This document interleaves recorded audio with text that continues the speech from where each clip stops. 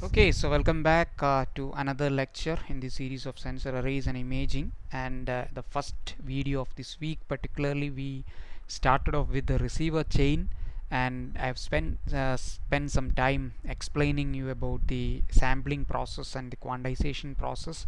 And this may look like more like a revision to some of the electrical engineering students, but it's worth understanding that, because most of the time you're working in this field of sensor arrays, you are concerned with both the spatial sampling and the temporal sampling, right? Because imaging is all about that.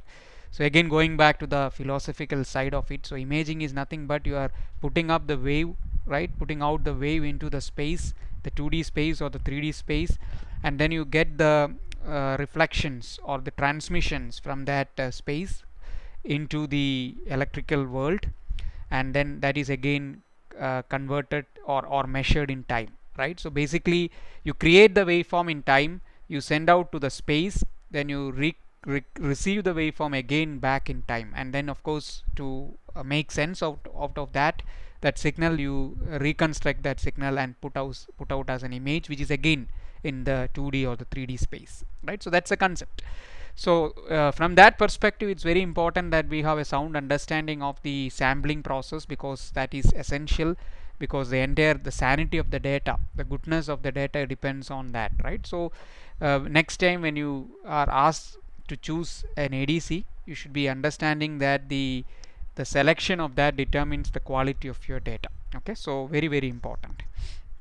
Okay, so going forward, just to recollect again the receiver chain, those who didn't follow up in the last video, I just want to reiterate it again. So everything, the physical phenomena, the mechanical phenomena, or the electromagnetic phenomena, get measured and converted to an analog electric voltage using the transducer array or the antenna array. Then we compensate for the loss in amplitude towards further depth using the time gain control. Then we do need to have an anti-aliasing filter. The role here is to band limit your analog signal so that you can sample it without any issues, without any aliasing issues. And then of course carefully you have to choose the sampling rate and the quantization, because that, as I said, determines the quality of your signal. Okay, so and your signal may look like this. So for each sensor or each transducer, we do have a signal. So what we have is actually the variation of that amplitude quantized. This is just a digital signal, and it is actually varying over time. Okay, so the let me just draw it for you, a zoomed version of this. So you have, for each of the transducer, so you have a variation of time. Okay, and then your signal may vary something like this, right? So it may be stationary, and then you have some reflections, then you have some reflections, and so on. So the total duration that you can decide is based, what is the determining factor of the total time? It is based on how much depth you want to scan, right? Because the more the time, I'm expecting that farther reflections are coming, right? So this may be the initial, this is the very near to the antenna or the transducer. As you go along the time, it is proportional to the distance as well, or the depth as well. So very important to note. So a collection of this for all the sensors are shown here. So it looks like this. So each transducer, each antenna is bound to receive a signal like this, and the variation shown here is actually against time or related to depth.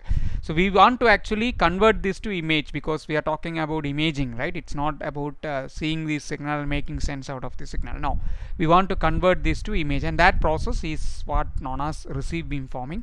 And today's lecture, we will be introducing, or we will be getting used to the very basic beamforming algorithm, which is not restricted to imaging, but is used in many applications like detection, radar, ranging, then wireless communication. So many applications for it, and it is known as delay. And some you might have seen or heard this in the case of transmit. So we want to replicate that in the receive side. So that's the objective. And then of course after the receive beamforming, as I said, we still have the frequency component, the signal component left. We may want to remove that by using envelope detection, and then of course we need to do log conversion or log compression. so that it fits into the display dynamic range. So that's a concept. So we'll touch upon them in some detail in the subsequent classes, subsequent slides as well.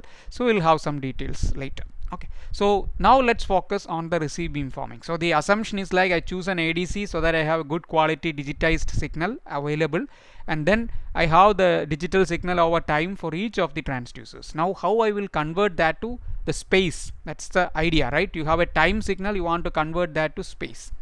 Before going there, I just want to introduce to you that fundamental concept which you are already aware of, but just again want to reiterate this. And let me go to the drawing board so that it becomes pretty clear to you. So let me draw that sensor array here again. That is a very solid. Okay, so you have the sensor array here. Let's assume linear array again. This can be any shape. It can be 2D array of sensors or transducers. It can be some circular shape, whatever, doesn't matter, but for the simplicity of explanation I'm taking a linear array. Now let's assume this is the first sensor, and this is, let's say, some number you can get, let's say 32. Okay, so many numbers of sensors are there.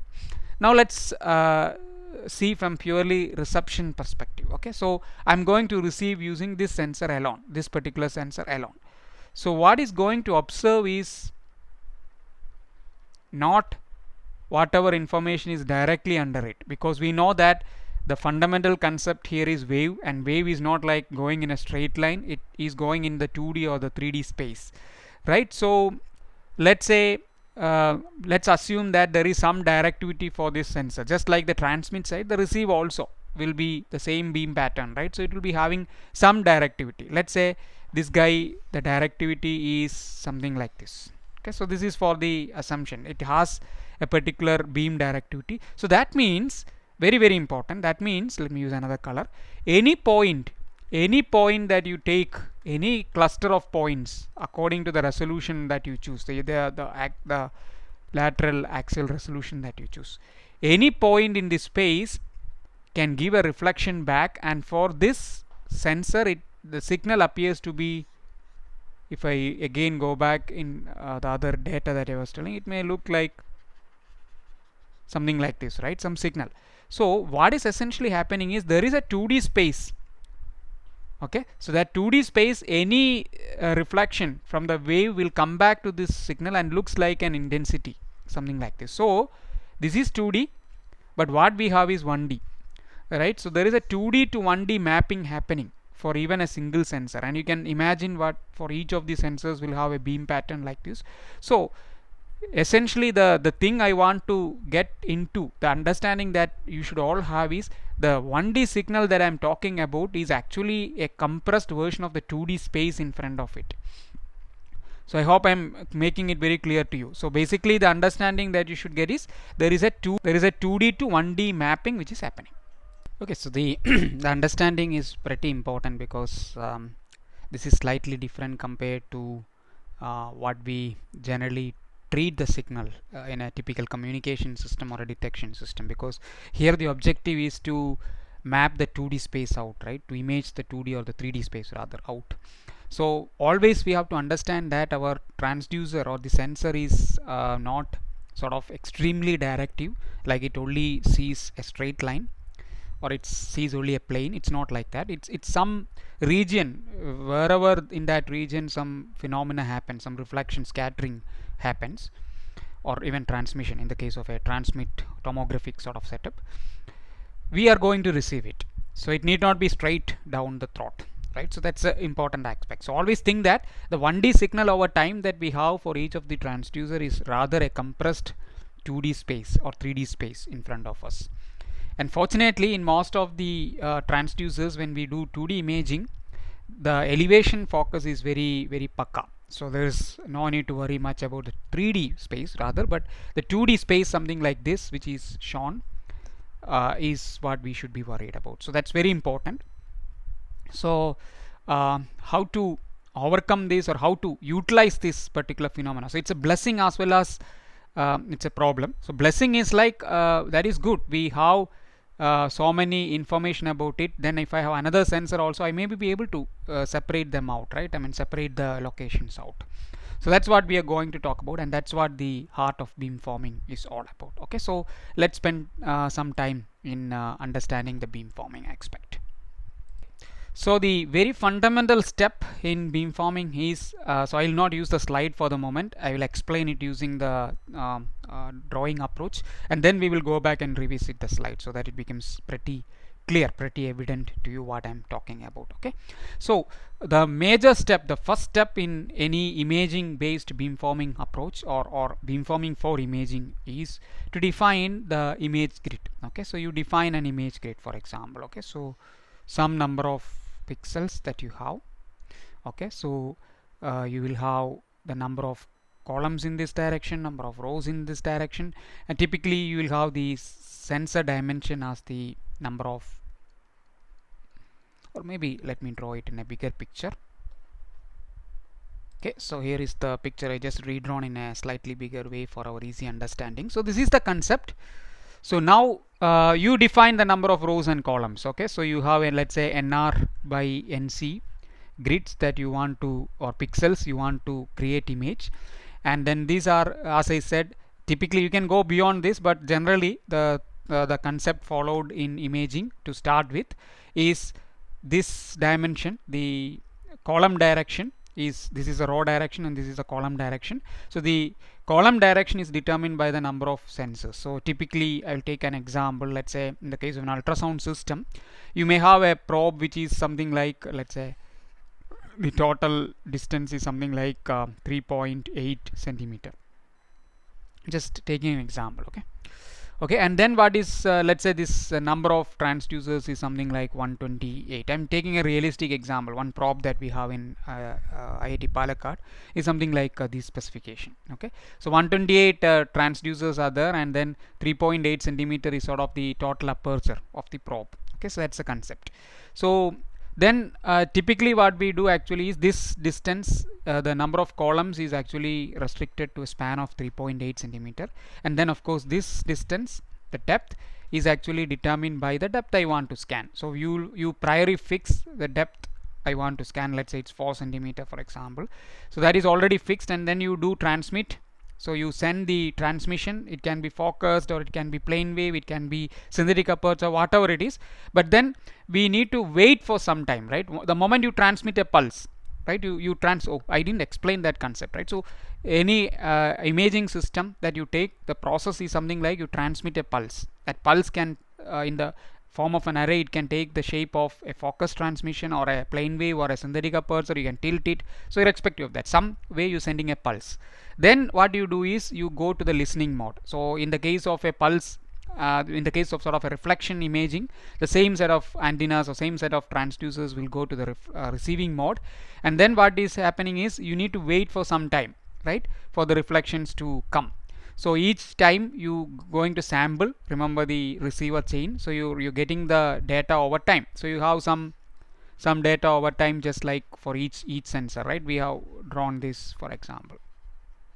Okay, so that's the data over time. So how much time I need to wait depends on the depth that you want to scan. So the longer I wait, I may get reflections from farther, provided there is enough energy coming from that farther position. So that's only uncertainty, but otherwise the time of waiting, or the total time of acquired signal, is basically a function of the depth I want to image. Okay, so that's it. Let's imagine I assume a 4 centimeter depth. Now, so you define the number of grids. So you can take any number, NR by NC, but typically this guy NC is equivalent to the number of transducers, a number of antenna arrays, something like 128 in this case.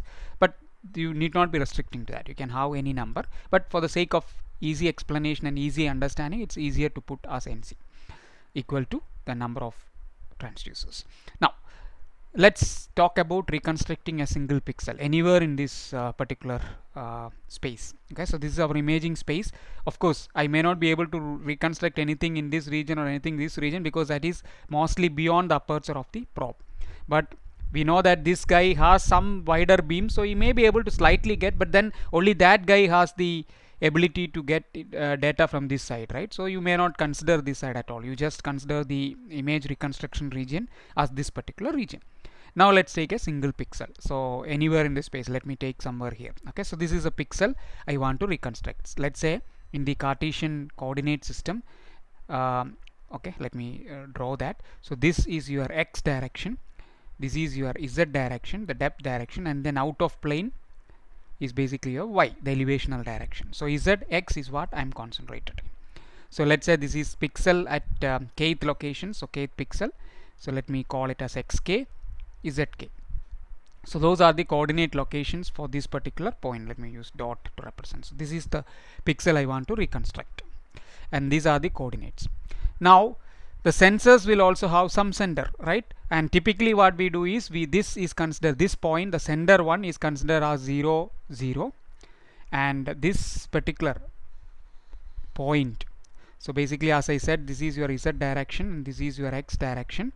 So this point is considered as the 0th depth. So because this is a start point, so this is considered as a 0th step. So the line, or the line where the sensors are arranged, is typically considered as the starting depth, and this is generally considered to be 0. And this point is 0 0 because it is in the x direction also this is 0, and in the z direction also this is 0. So this is a point. And then of course towards this it will be something like minus xi 0, because depth is always 0, and towards this side is xi comma 0, where I is the ith transducer or ith antenna array. So that's the assumption. So why we choose this as the center? Because we assume this to be the center of the aperture. Okay, so the aperture center and everything is sort of originating with respect to this is the assumption that we have. So since the depth is 0, it will be always 0 irrespective of the location of the transducer. But as we go to the left of this origin, it becomes minus xi, and to the right of the origin it becomes xi. So these are just the Cartesian coordinate locations of these transducers. So this guy, let's say I equal to 1, so let me actually put it, this is something like x1 0, and then next is minus x2 0, and so on. So you can actually ignore that sign also. So we can just put as plus xi, and I stands for the index, and just remember that on the left side it is negative and right side it is positive. But the takeaways is, let's say the sensors are located,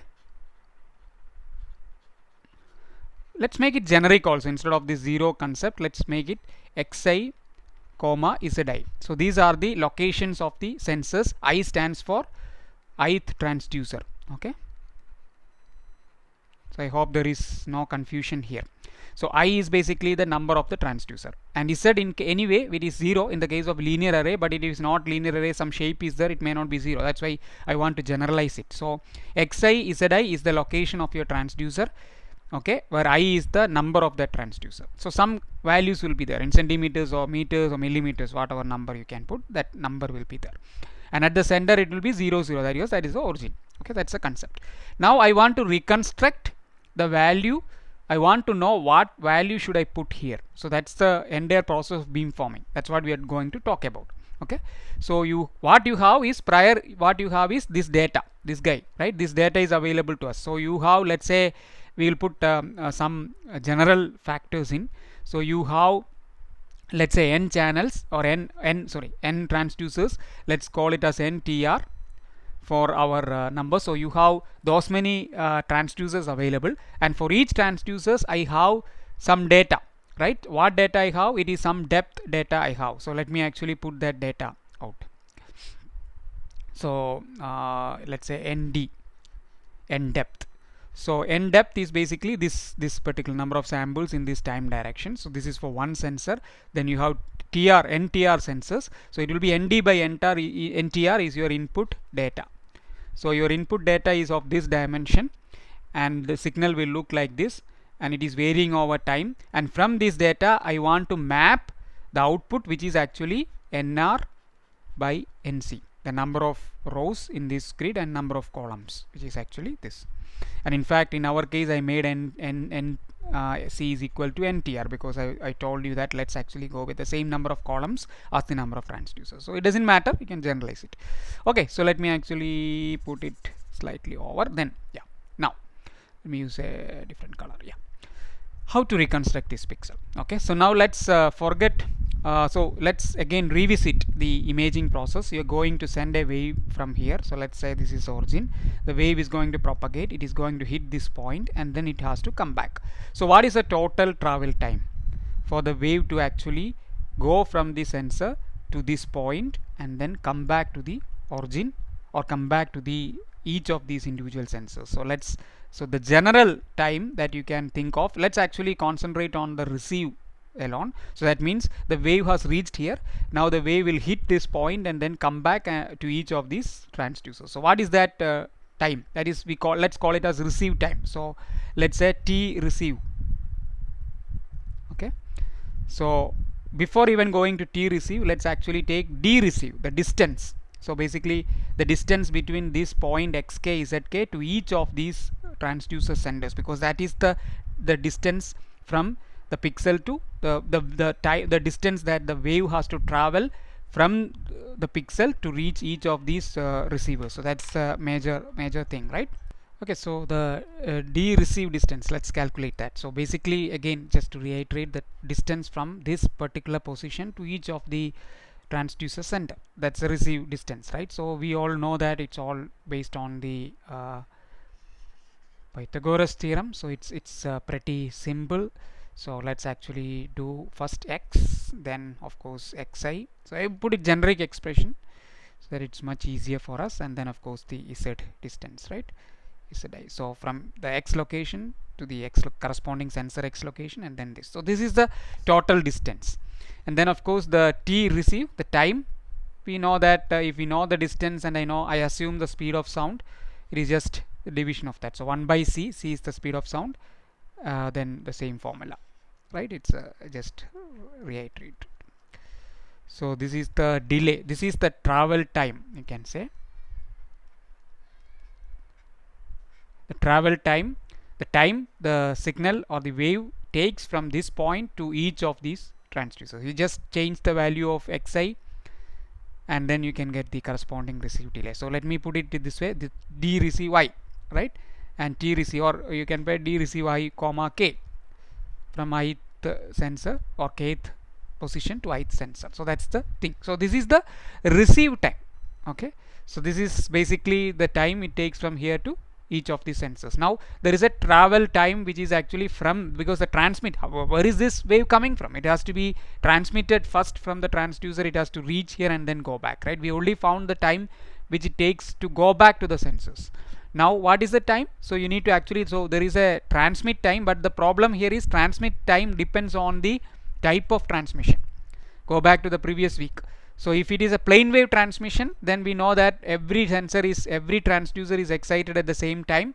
So the travel time, the transmit travel time will be the time it takes from the sensor which is directly above, right? Basically from this position to, that means the x positions will match, right? Because they are on the same axis.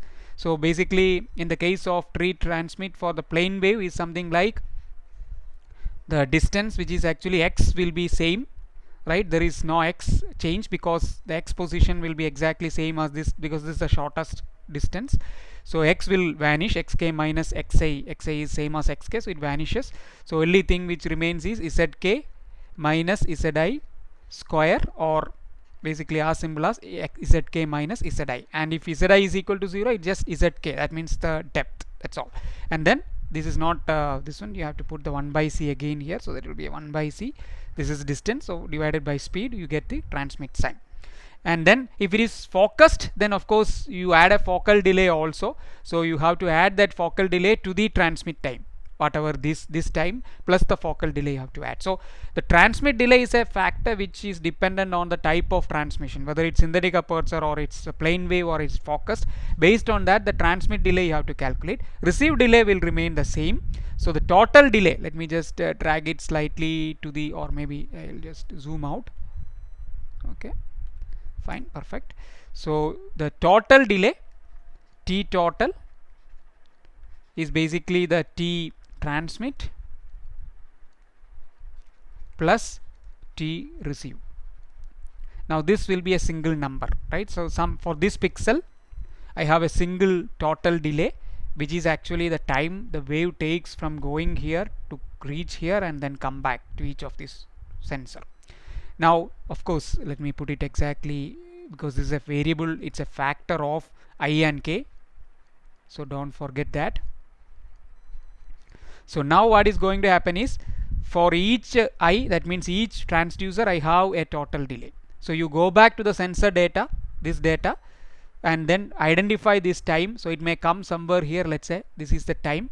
So then corresponding to that time you take the amplitude, and that amplitude is what the value you are interested in for that particular sensor. Okay, so let me actually do this. Okay, so slightly move to the side so that I have enough space. So basically what is going to happen is, you take this time, and then for each of, let's assume, so I'm going to assume that the data received is xi. For each transducer it is xi of t. Okay, so ith transducer the data is x of t, some variation in time, that's what we get, right? Now using this time, this is a total time. So what is that value? The value is basically nothing but, in terms of mathematical expression, it is nothing but this delayed by whatever this number, right? So t total of I comma k, that means the time I derived. So for this pixel, that means the k is fixed, and then I is the each and every transducer, I find the total time. So corresponding to the, because each, this xi means each transducer has its own signal over time, right? And then you substitute that value. So this particular is pictorially represented here, so you found that time. So this particular meaning of it is, I am evaluating the transducer at a particular time, and that time is basically, evaluating a signal means its amplitude corresponding to that particular time. So this is the signal. So we can consider we are adding a delay, and that delay is nothing but the delay which is taken by the wave to reach from the transducer to this point and then come back. So I have that.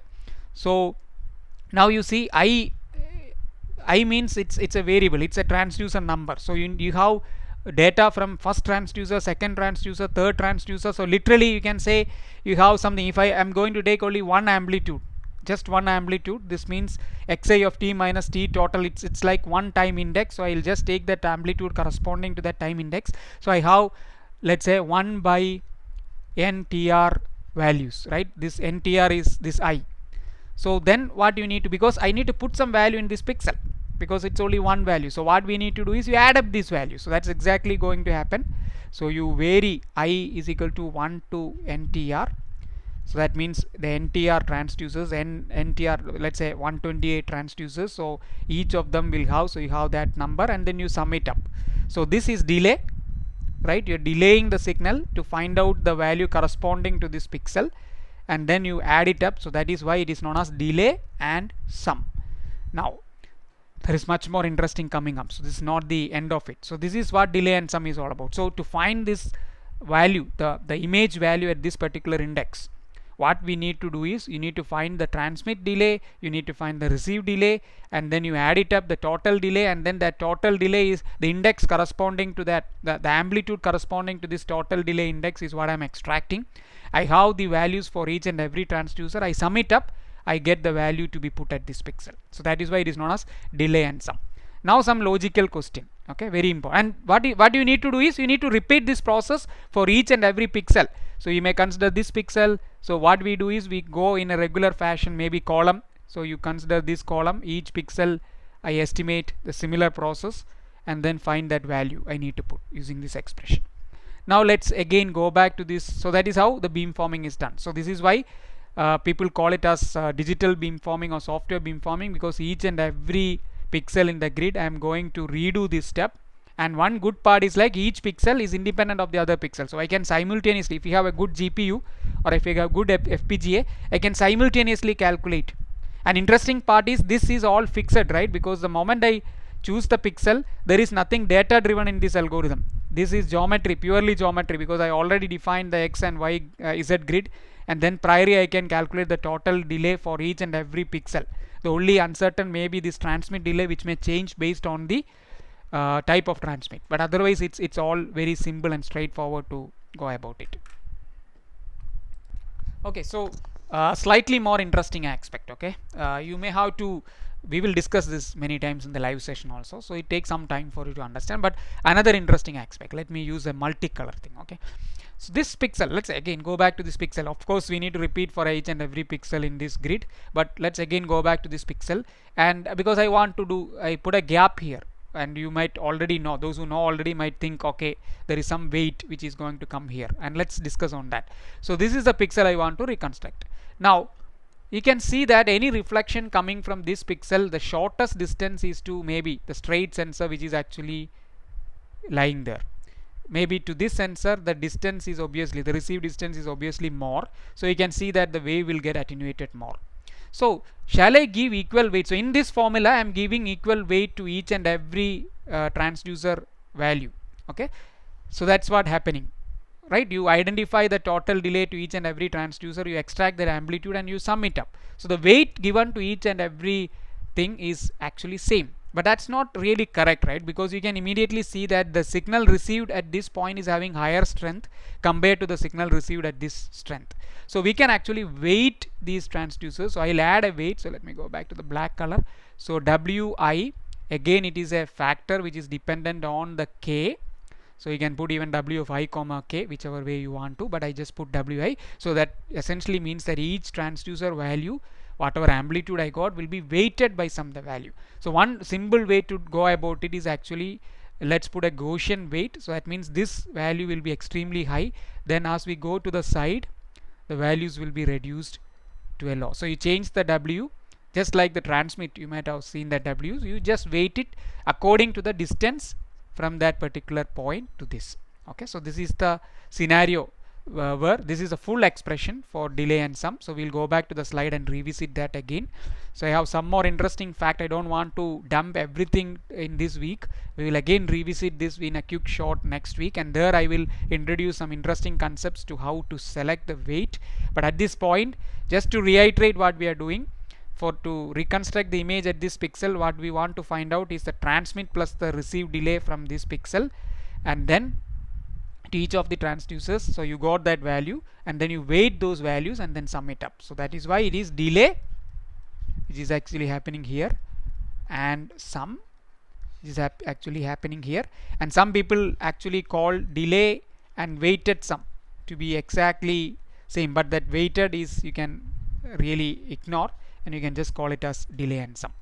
And one interesting aspect that I want to actually put it is, we are considering pixel by pixel reconstruction here, right? And each pixel is literally, you are considering that to be in focus, because you are calculating the delay from this pixel to reach each of these transducers. So that means you are assuming this to be like a source, and the wave is actually propagating outside. So some people even call this as dynamic receive focus delay and sum, because you are dynamically focusing at each and every pixel point. That's the idea. But if you are not understanding it, just ignore. I hope the concept is very clear to you. Now let me go back to the slide, okay, and explain to you the concept again.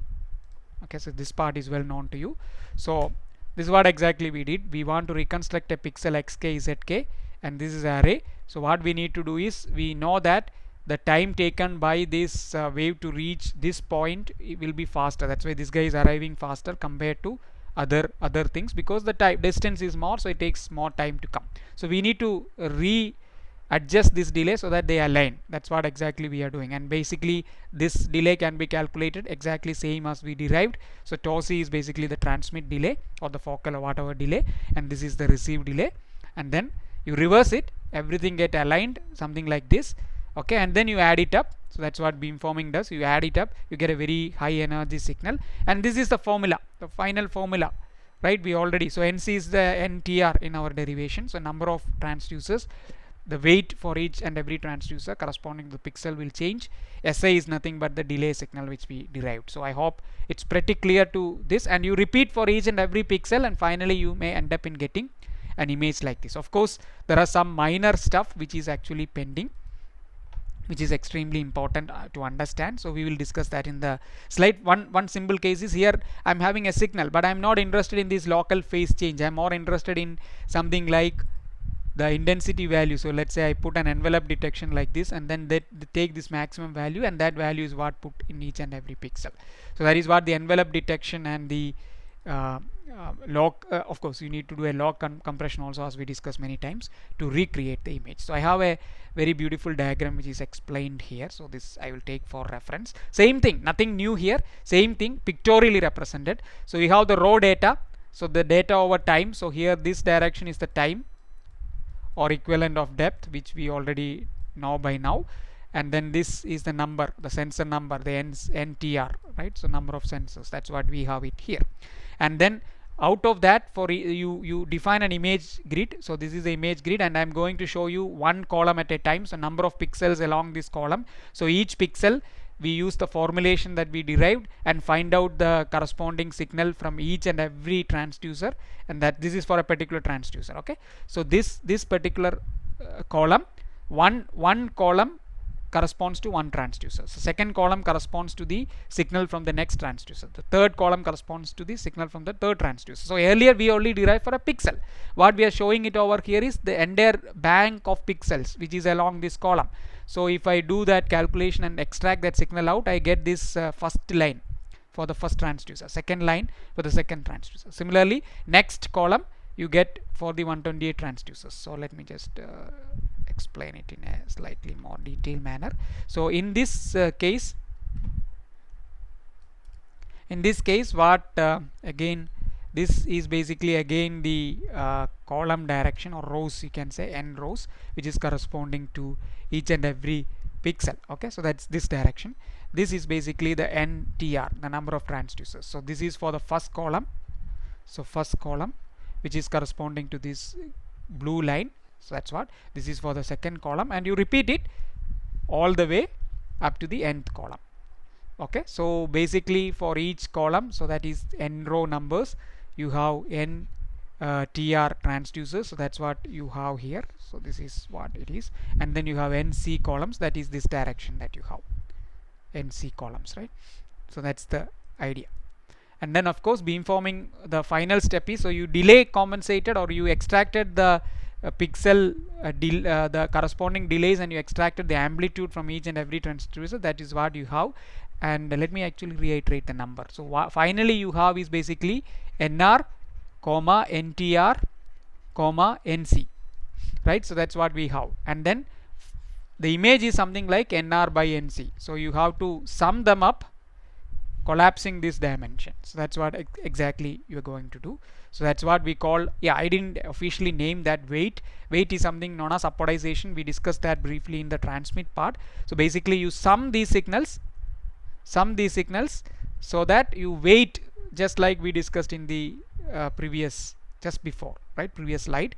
You sum them up, you get something like this. So you basically sum these guys up, you get one solid signal out, and this corresponds to this column. And similarly the next one, this you sum them up, you get this, and this corresponds to the next column, the green one, and then finally the last one, you get this. So again reiterating, raw signal, then for each and every pixel you find out that index and get those signal out, you get this particular one column, and then the number of columns is basically corresponding to the number of transducers, and then you collapse those number, you weight them and add them, you get one signal which corresponds to this particular signal. So this is a contribution by all the transducers, that's the literal meaning of it. So you delay, then you sum, you get this. Okay, but the problem here is, if I image this, if I arrange all these columns together, all these things together, and image directly, you get something like this, and you can literally see the phase component. There's a lot of disturbance. I don't want that. I just want the amplitude, only that significant reflection component. I just want to avoid all these local phase change. So for that, what we do is, typically we will have a detailed discussion on this later, so I will not spend much of time. It's like envelope detection. You just run an envelope detection, some IQ demodulation or Hilbert transform of all these, we'll discuss detail later, but at this point you just understand that we are detecting the envelope of the signal. I don't want the local phase change. So if I detect all the envelopes and then image, it looks like this. So the phase component is gone, and you will see that the signal is more coherent, right? Because the local phase is gone, you are looking at basically the envelope only. Okay, wherever is envelope, you stack them together, all the columns together. If I image it, I get this. So you have hands-on for this, don't worry. Okay, so I'll give a hands-on exercise for this. Okay, and you will do this for yourself. Okay, so that's the concept. Okay, so you get this. But what is the problem again here? The problem here is there are too many bright spots and the other things are subsided because their intensity is so high that the other small intensity reflections are completely hidden. So what we need to do is we just take a 20 log of this and then display. You get basically this. So just the difference between these two guys is this is log compressed. Just take 20 log of this image, absolute of this image, you get this particular thing out. Okay, so that's this is the full flow diagram of the chain. This is basically taken from ultrasound, but this is applicable to any imaging modality that you take. This is a full chain. I hope it's pretty clear to all of you. So this part is still probably, maybe log compression is not very difficult, but IQD, modulation, Hilbert transform, envelope detection may be still vague to you, but that's fine. We'll have a separate session on that coming up. But I hope the major crux part from the raw data, let me just, this part from the raw data, I define the image grid, then I go to each and every pixel, I find the corresponding delay, I get the signal out, and then I sum it up. So the delay and the sum, that part, I hope it's pretty clear to you. Please spend some time understanding this concept, and again the reason is very simple. This is not restricted to ultrasound imaging or restricted to microwave imaging. This is applicable everywhere, and this is applicable to many interesting applications like detection, radar, ranging, the mobile wireless communication, everywhere. Delay and sum beamforming is sort of the basis. And the beauty about this is like this is purely not data driven. It is purely geometry, as we saw. It's purely based on the Pythagoras theorem. You find out the delay and then find out the amplitude corresponding to that delay, and then you sum up across the antenna arrays or across the transducer, you get the final sum. I hope it's pretty clear. We'll again discuss if there is confusion, because it's for some people who already know about it, it's maybe easy, but for those who are first time understanding this, it takes some time for you to grasp. But we will explain it again in the live class, or maybe before the next class. Okay, so till that time, it's goodbye from my side and see you in the next week. So we'll reiterate this again, and then we will discuss some of these interesting advanced stuff, including the Hilbert transform or the envelope detection and the log compression in some detail in the next week. Okay, so till then, it's goodbye from my side. Thank you.